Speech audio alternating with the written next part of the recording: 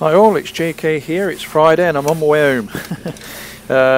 Sorry it's been a while, but I'm doing overtime at work at the minute. We've got deadlines looming and whatnot, and I've been offered a lot of money to work this weekend as well, so I might be doing a couple of hours tomorrow.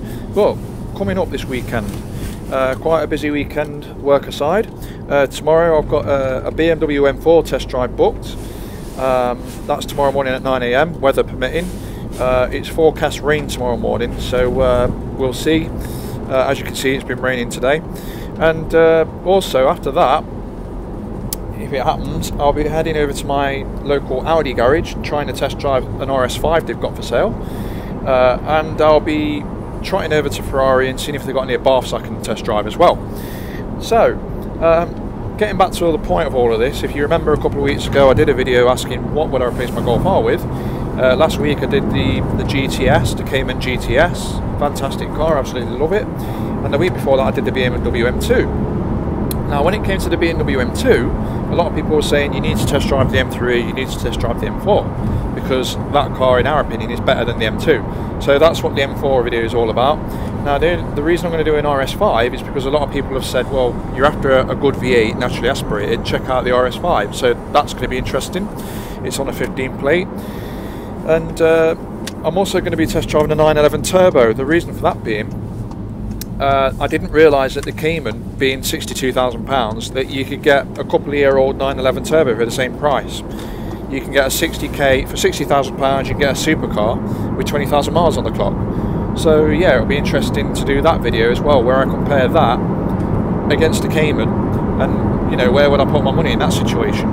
Although you might argue that the Cayman might increase in value because it's naturally aspirated, it's not a turbo. So yeah, it's going to be very interesting, but that's obviously the future. And on Sunday, I'm going to be hitting the peak, hopefully hitting the peak in my Golf R, so that'll be a Golf R video. Yeah, last time I did the Snake Pass, the Golf R was being broken in, so I took it very steady, but this time the car's going to be doing all the talking while we all sit back and listen.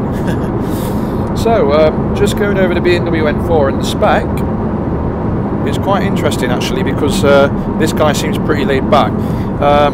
Obviously it's going to be a manual. He offered me DCT or manual, I said manual, and obviously the reason I'm doing a manual is because I've done an M2 manual and I want to be able to fairly compare the two. Also, when I do replace my Golf R, it will be with a traditional manual. I do miss the involvement. It is more rewarding when you get the gear hits right and all that, and so on and so forth.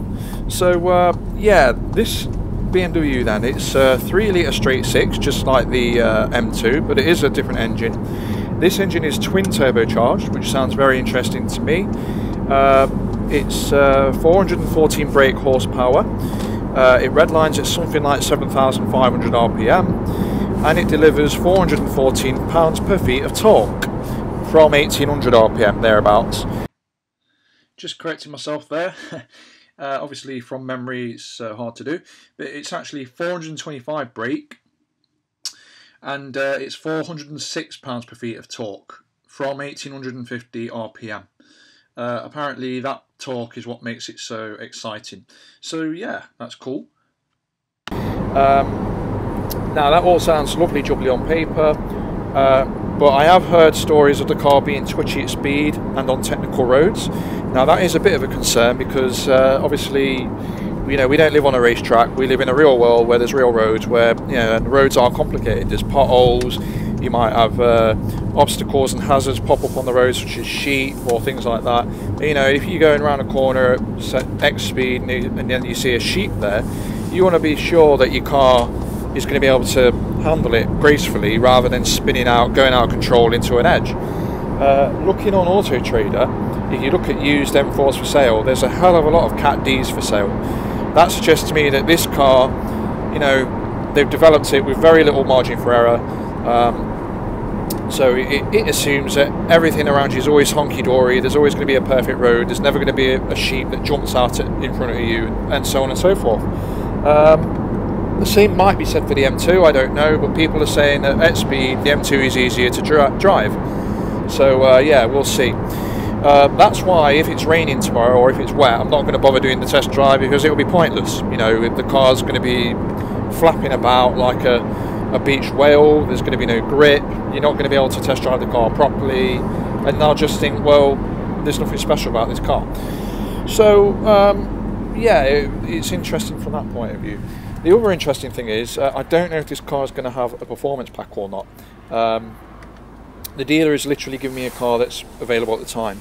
Now the performance pack, I believe, adds 19 brake and pushes him 0 to 60 down further. The 0 to 60 of the manual is 4.3 seconds, whereas the DCT does it in 4.1. So yeah, that covers the spec of the BMW and my concerns. And as I say, it's interesting. And it's similar because when I took the GTS out last week, it was slightly damp, and but it was dry enough where I could give the car a bit of a go. But you know, I did get the rear end out a couple of times, which was good fun actually. But you know, if it's anything like today's conditions, again, it would have been a waste of time.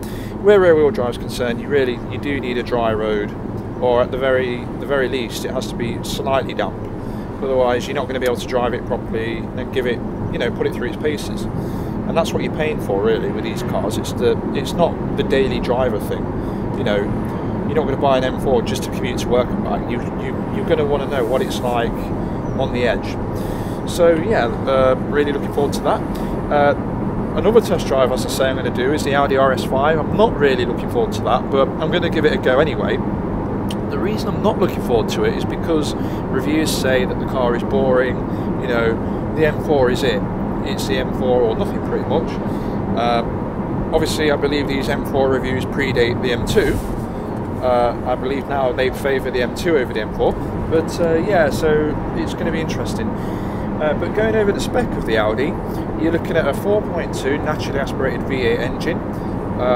Absolutely fantastic. That's music to my ears, and I'm sure it will be when I record it. It delivers 444 brake horsepower, and it revs up to 8,250 RPM. Now, what I love about naturally aspirated engine is you never use all the revs. The Porsche last week, the GTS, it revved and revved and revved, and then I changed gear, but I could have kept going, basically. So yeah, it's going to be good fun. It produces 317 pounds per feet of torque, so nothing really exciting there. I'm pretty used to that by now with my Golf R. That comes in at 4,000 RPM, and the 0 to 60 of 4.6 seconds. Again, nothing special there. Where the M4 is 4.3, it's getting more exciting. And again, both cars limited to 155 miles per hour. So yeah, more than fast enough for daily driver roads. So yeah, that's how tomorrow's looking, weather permitting. If I don't do the M4 test drive, I might go out anyway and go and do the RS5, if Audi let me. I'm assuming they will. I haven't actually booked it yet. I'm going to go in on the day and see what they say.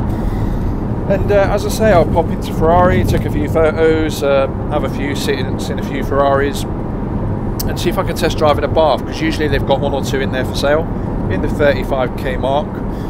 Never looked at one before. I was at the train station the other day and I took some photos of one, and they look absolutely fantastic. So this was the 595, so we'll see what they've got, and yeah, absolutely I'd love to take one of those out. Now, I'll be honest with you, Ferrari are a very funny dealership, where they claim they're not really, it's not really their car they're selling, they're acting as an agent on behalf of a client. So, you know, a few times I've been in and I've tried to test drive a Ferrari. First time was a Ferrari Challenge Stradale. I tried to get a test drive there, never happened. And the second time was a Ferrari 360 Spider. That was back in 2013. Although I was actually serious to buy that car.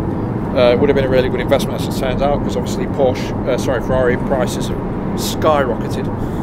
But yeah, it's going to be a very exciting just to be in that garage. I just love going to that dealership.